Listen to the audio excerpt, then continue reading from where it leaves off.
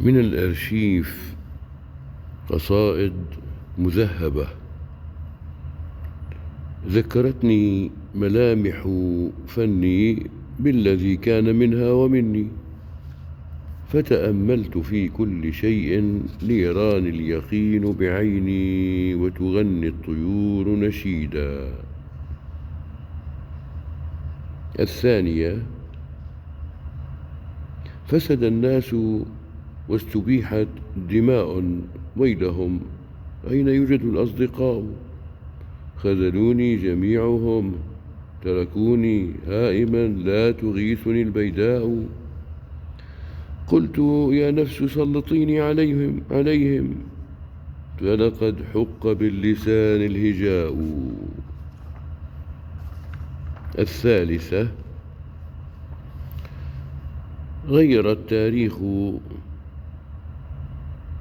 التاريخ أصحاب الهمم، فامتطوا خيل الرؤى فوق القمم، فيلسوف أو أديب ملهم أو طبيب أو فقيه أو حكم، كلهم حازوا الرضا من شعبهم، فغدوا رمزا على تاج العلم. الرابعة: ما عرفت الزمان إلا رؤوفي، يفتح الباب رغم أقصى الظروف، ليس نجوى خرافة من قديم نسجت من ظلام أهل الكهوف، لا تقولوا مجرد الحظ يأتي، إنها فرصة لكل شغوف. الخامسة: إن نمت تحملني فجرا ملائكة، فرب مثوى لروحي فوق مصباحي، لكنه الهم لا ينفك يتبعني في ليلتي رغم إيماني بأفراحي. ماذا أقول لطول الليل في أرقي إلا مقالة إحسان وإصلاح. السادسة: قالت الوردة خذني بالعبير واسقني ماء الهوى، قلت عندي فكرة الحب الكبير، إنما بعد النوى بعدت ما بيننا أرض الهدير فنسينا المحتوى. قالت الوردة ما الرأي الأخير؟ قلت زيد المستوى، ليت محبوبي درى سر المصير حين بالنار اكتوى. قالت الوردة يا عذب الضمير، كل إنسان وله ما قد نوى. السابعة: سكنت في ظل عطر وأعين النهر تجري، عصفورة غردت لي فذبت من وهج سحري، دعوتها فاستجابت ورفرفت فوق زهري، طيرتها فأشارت علي في كتم سري،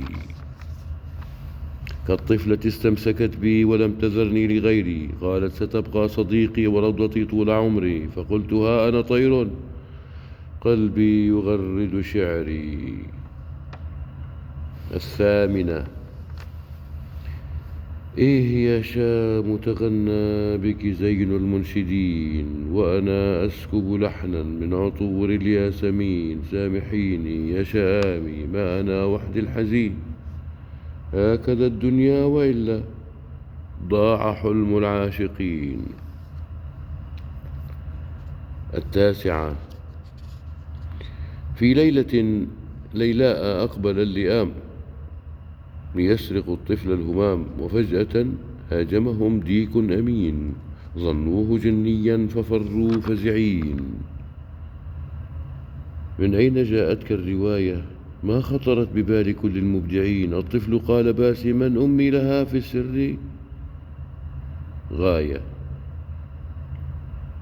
العاشرة: لوجهك ضوء فريد يشع علي بلحن النشيد، ألا تشعرين بأني بحبك في يوم عيد.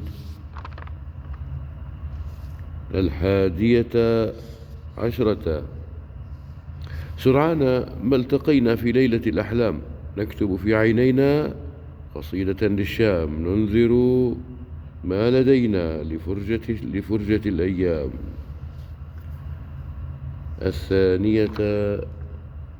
12.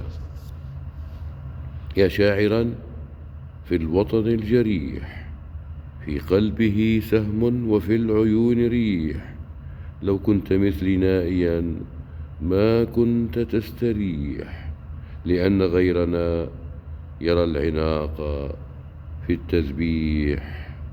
يا شاعرا في الوطن الجريح. سلمتم.